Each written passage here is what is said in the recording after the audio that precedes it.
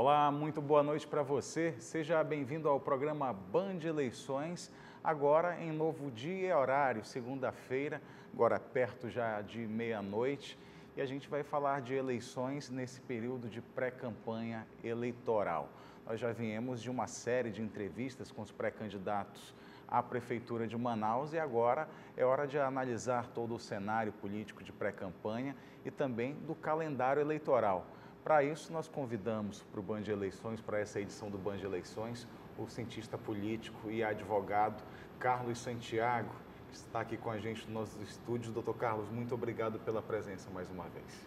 Neto, muito obrigado pelo convite. É um prazer novamente estar na Band, que é um canal que eu gosto muito de participar dos debates aqui. O doutor Carlos Santiago é uma figura que sempre participa aqui dos nossos programas de eleição, também na nossa apuração, nos programas no dia da apuração para analisar todo o pleito.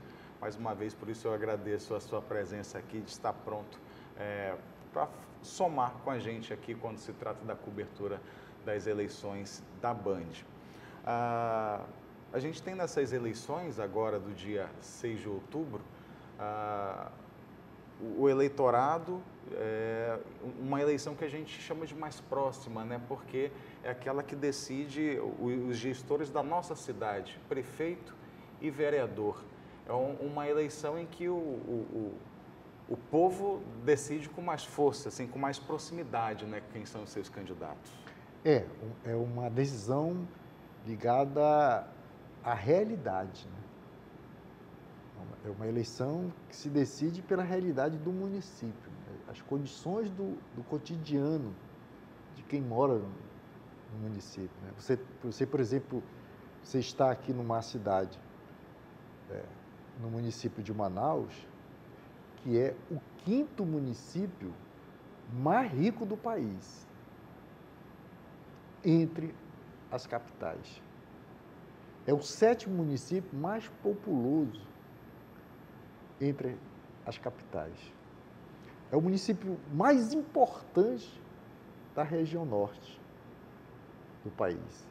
É o município que mais cresceu na última década em termos populacionais. Só para dar um exemplo, a cidade de Manaus tem quase o dobro da cidade de Belém, o triplo da cidade, por exemplo, de Porto Velho, aqui no norte do país.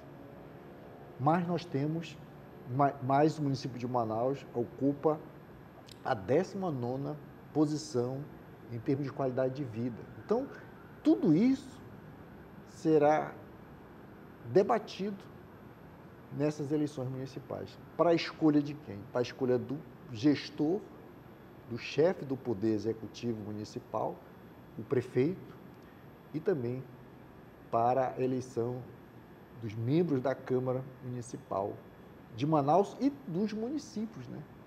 Não só a eleição, não é só na cidade de Manaus, mas em todos os municípios do estado do Amazonas. E esse dia a dia, esse cotidiano, esse problema da segurança, esse problema do transporte, o problema do lixo, todos esses problemas serão debatidos pelos candidatos e atualmente os pré-candidatos.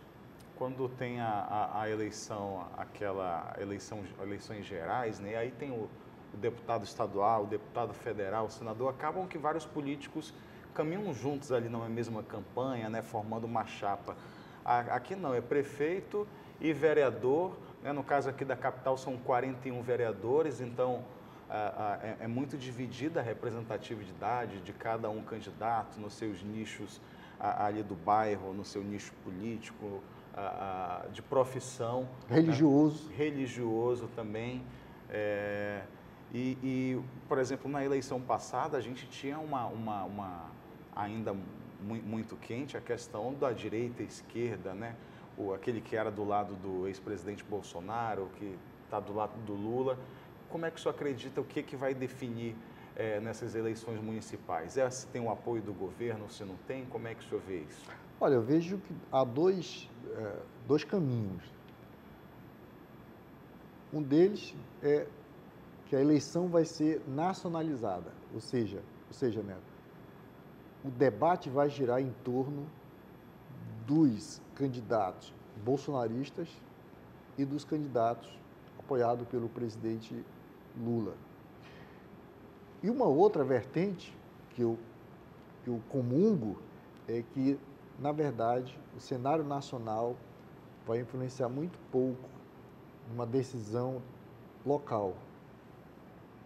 Eu acho que os problemas da cidade de Manaus, uma cidade com inúmeros desafios na área do transporte coletivo, na área da coleta e destinação do lixo, da saúde básica, da questão habitacional. Acho que são temas importantíssimos que devem ser debatidos pelos pré-candidatos, pelos candidatos.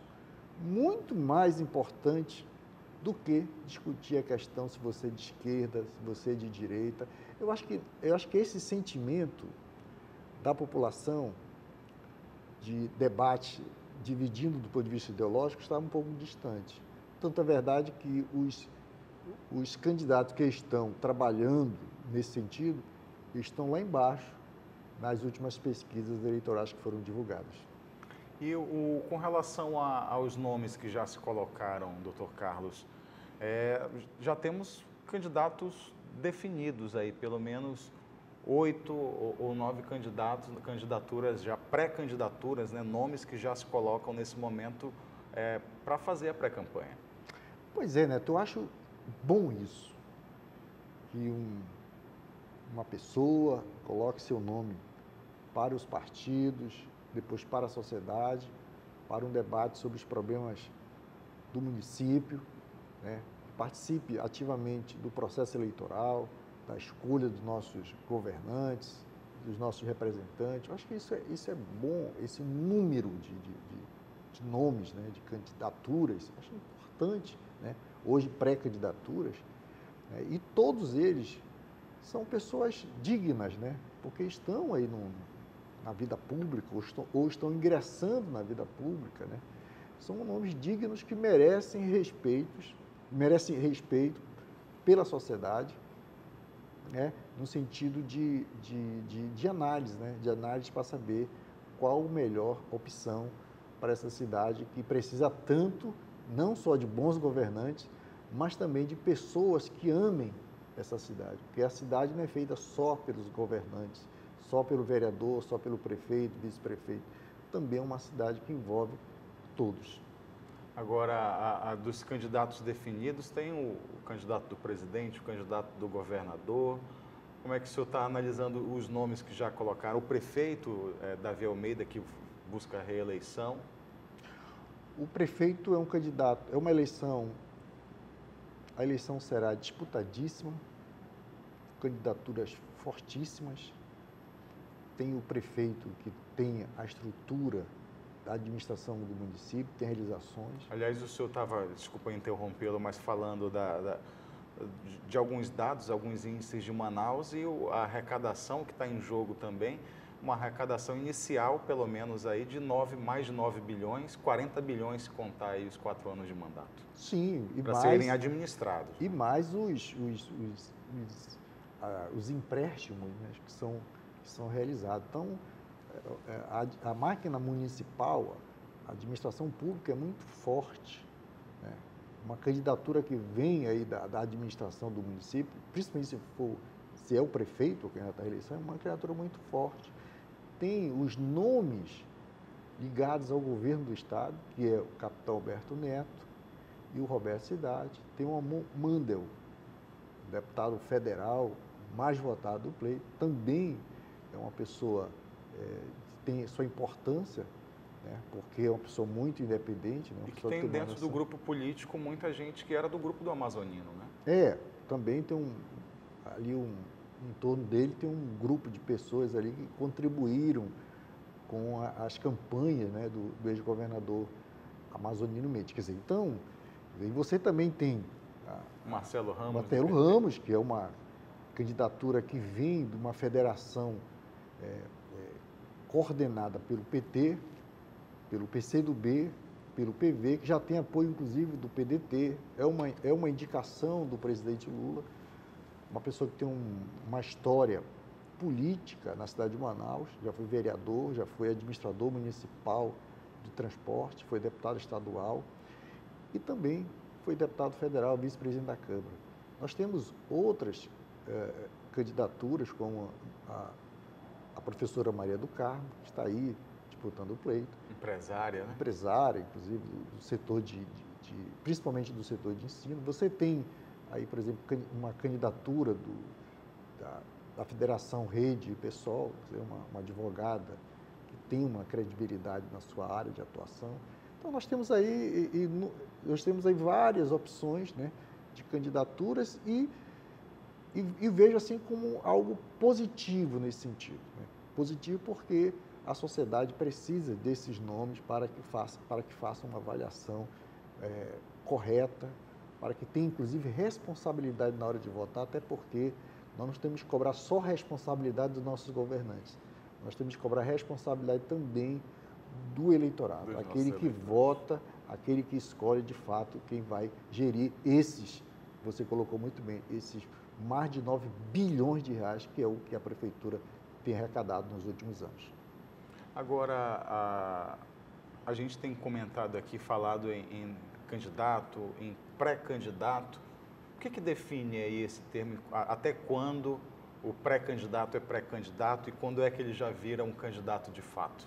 Hoje, todos são pré-candidatos.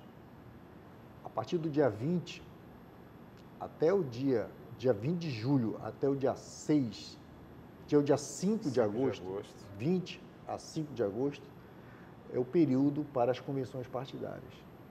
E é aí o momento em que os partidos batem o martelo de quem é candidato de fato? Sim, para o cargo majoritário, para disputar o cargo de prefeito e para os cargos proporcionais, né?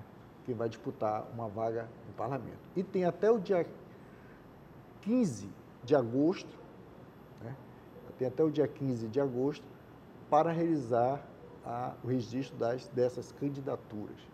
Embora a legislação eleitoral diga de uma forma clara que após as convenções partidárias, tão logo se faça a convenção partidária, o partido já pode encaminhar o registro das candidaturas que saíram lá das convenções. Mas tem um prazo até o dia 15 de agosto. E a partir do dia 16 começa, de fato, a eleição. Então, é candidato no momento em que é candidato a partir do dia 16, em que oficialmente abre todo o processo eleitoral para que haja campanha política. Fora disso, quem fizer campanha, quem fizer pedido de voto, terá a punição, será enquadrado como campanha antecipada. Até então, do dia 20 de julho até o dia 6 de agosto... Não, 5 de agosto. Até o dia 5 de agosto são aquelas convenções, aqueles alugam ginásios, fazem ali aquela festa dentro do partido, aquele bandeiraço dentro ali daquelas dependências. Bandeiraço na rua, fora o que a gente vai ver a movimentação é a partir do dia 16 de agosto que inicia a campanha. Perfeito. Pronto. E nesse momento agora, 15 de julho, a gente está no chamado momento da campanha intrapartidária, né? Se o partido marca, se a convenção partidária, né, o período das convenções partidárias começa, Neto, a partir do dia 20 de julho e vai até o dia 5 de agosto, os partidos políticos estão autorizados no sentido de dar condição para que aquele que pretende disputar uma eleição faça a sua campanha intrapartidária. A gente já vê na televisão alguns comerciais que são dos partidos, mas que já aparecem alguns personagens ali. Não, é porque a propaganda política, ela tem algumas espécies, né? Por exemplo, tem a propaganda partidária. Partidária. Essa é anual. Todos os anos tem essa campanha propaganda partidária. No ano da eleição, tem a chamada propaganda intrapartidária, que é 15 dias antes das convenções, que é o pré-candidato que vai se colocar diante dos seus filiados, né, no sentido de que os filiados façam opção pelo nome dele, na escolha na convenção partidária. É o corpo a corpo com os correligionários ali. Só que na propaganda partidária, você fala das suas ideologias, das suas ideias, das suas propostas, do partido político, né? É o partido que fala para a sociedade. Na campanha política intrapartidária, é o pré-candidato que se apresenta para os seus filiados, para os seus colegas, né, companheiros de partidário. E a campanha política mesmo começa a partir do dia 16 de agosto. Então, são 3 momentos. Tem anualmente a campanha política partidária, tem a intrapartidária, que é 15 dias antes das eleições, e tem a campanha eleitoral oficial, que começa no dia 16 de agosto. Carlos Santiago é cientista político e advogado aqui no Band Eleições. A gente vai fazer uma breve pausa, 2 minutos, daqui a pouquinho está de volta.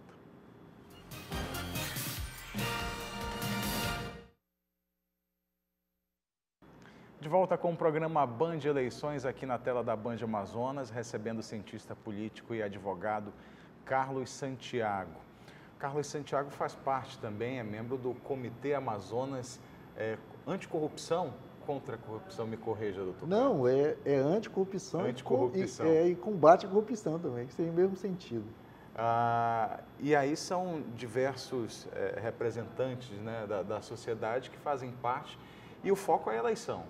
Exatamente, Neto. Esse ano o enfoque é a eleição. O comitê funciona todos os anos, mas no ano eleitoral o comitê faz um esforço no sentido de focar só nas eleições. E trabalha no sentido não só da fiscalização, né, do processo eleitoral, né, recebendo denúncias da sociedade denúncias envolvendo crimes eleitorais, né, o uso da máquina pública, essas coisas todas, mas também a gente faz o lado pedagógico, o lado educativo, né? A gente promove cursos, né, da importância do voto, cursos sobre legislação eleitoral, sobre fake news, né, sobre a perversidade que é uma fake news, o que é fake news. Então, o comitê tem uma atividade muito importante, em especial quando o comitê defende, inclusive, o voto consciente. O que é um voto consciente? É aquele voto em que o eleitor pensa muito bem antes de votar, porque o voto tem muita consequência na vida de todos, né? E a responsabilidade com relação a você depositar o voto em alguém significa que deve ter aí uma responsabilidade de entender que nós somos uma coletividade e que o voto deve objetivar o bem comum. E isso é importante a gente esclarecer isso aí. O voto ele tem um fator importante numa sociedade democrata como a nossa, em que o governante e o representante são escolhidos via voto. O voto tem um papel importantíssimo, um peso enorme com relação a isso. É a gente assinando uma procuração e dando para ele o poder de nos governar. Exatamente, você colocou muito bem. Então, nesse sentido, o eleitorado dos municípios, da cidade de Manaus, precisa estar muito atento com relação à sua responsabilidade na hora de votar. E como é que os candidatos, analisando os candidatos aqui da capital amazonense, como é que, na sua opinião, eles têm se comportado nesse período agora de pré-campanha, onde eles precisam se apresentar, né, colocar um pouco ali dos seus currículos, das suas propostas, mas também tem aquele lado de tentar denegrir o outro. E é o que a gente tem acompanhado. O senhor falou em fake news. É claro que eles ficam, né, um dizendo que é fake news do outro, e esse termo está muito em voga, mas não está um processo mais de destruir o outro do que de construir a própria imagem? Eu acho que o marketing político é claro, né, com relação a isso. As estratégias do marketing político. Tem 3 etapas, assim, na visão do marketing político tradicional, Neto. O primeiro deles é o candidato se apresentar para a sociedade. Quem é esse candidato? Quais são as suas credenciais? O que ele já fez para estar nessa condição de pré-candidato? Querer governar uma cidade ou querer representar a sociedade no parlamento. A sua profissão ou a sua contribuição social, o seu partido político, como é que está organizado a sua vida, né? Então, tudo isso faz parte de uma apresentação. Depois, esse candidato tende a apresentar propostas e ideias para resolver os problemas da cidade, os problemas dos municípios. Quer dizer, o candidato tem que elaborar e tem que ter vivência naquilo que ele vai defender, né, como soluções para resolver os problemas de quem mora na cidade. Então, ele deixa de ser tão somente uma pessoa que está se apresentando, mas também aquele que está propondo resolver os problemas da cidade. E o terceiro momento, ele busca desconstruir o seu adversário, né? No sentido de dizer que o seu adversário ele não é tão eficiente assim, ele não é tão bom assim. As ideias do seu adversário são tão boas quanto a sua, né? Então, essa é uma forma de desconstrução, uma forma saudável, de dizer, olha, você prometeu isso na eleição passada e não cumpriu. É uma forma saudável. Agora, o que é errado é o uso da inteligência artificial, né, com truncagem, no sentido de mudar a voz, mudar o vídeo, né? Criar realidades, né? Criar uma realidade, uma falsa realidade, que você colocou, que é uma falsa realidade, para destruir o adversário e ficar bem perante o eleitorado. Isso é um crime eleitoral.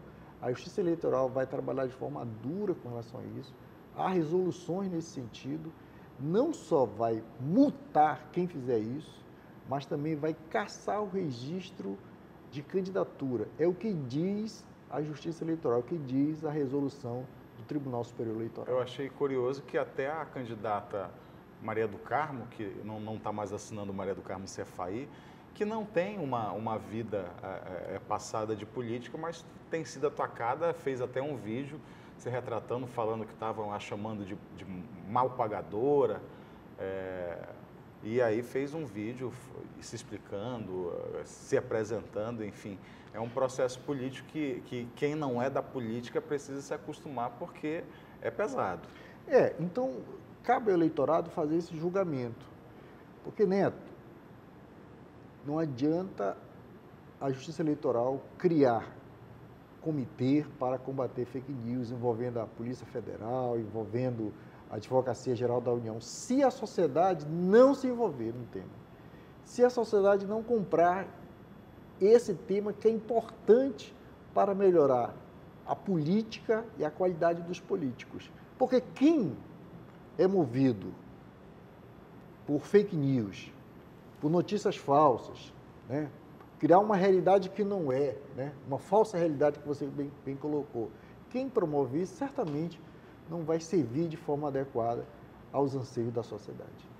Agora, deixa eu, doutor Carlos, tocar num assunto aqui que talvez o senhor ajude esse meio aqui televisivo. A gente está com uma campanha que vai para a televisão e tem um debate também. Como é que esses candidatos podem aproveitar esse espaço, esse período, visto que na rede social, por exemplo, existem artimanhas, né? Muita gente mandam os chamados fakes para diminuir o engajamento do perfil do político. Tem artimanhas, né? E a gente tem a televisão ainda como um grande veículo de massa. O debate é importante para que a sociedade faça uma avaliação dos candidatos, né? Porque ali está ali de forma muito clara as suas opiniões, as suas propostas, sem as suas edição, ideias, né? sem edição. E também é bom para o candidato, porque é uma forma dele se apresentar ainda mais para a sociedade. Se apresentar não só quanto as suas credenciais pessoais, né? Quem é ele, né? Mas também as suas propostas, as suas ideias. Quer dizer, então é bom para quem está assistindo e é bom para quem vai participar desse debate, porque isso tudo contribui muito para a democracia e contribui no sentido de a gente melhorar o município à medida que você vai escolher bons governantes. Quer dizer, à medida que você participa ativamente, não só no sentido de assistir, né, não só, mas também de, no processo eleitoral, cobrar compromissos, e nesse sentido os debates são importantes. A Bandes tem realizado debate nos últimos anos que tem mudado muito o cenário político no sentido positivo, né? Porque tem colocado diante da sociedade os futuros governantes. E isso contribui muito, muito, muito na hora da escolha do eleitorado. Muito obrigado. Carlos Santiago é cientista político, advogado, membro do Comitê Amazonas Anticorrupção, aqui no Band Eleições. Isso é um pouco da nossa forma da Band também, doutor Carlos, de contribuir com esse processo eleitoral, contribuir com a democracia. Obrigado por estar aqui somando com a gente. Muito obrigado pelo convite. Eu sempre fico muito à vontade aqui, porque eu me sinto em casa nessa emissora que respira democracia e eleições. Muito obrigado pelas palavras, obrigado pela presença mais uma vez e obrigado você aí de casa que ficou até agora com a gente em mais uma edição do Band Eleições. Na próxima segunda-feira a gente está de volta.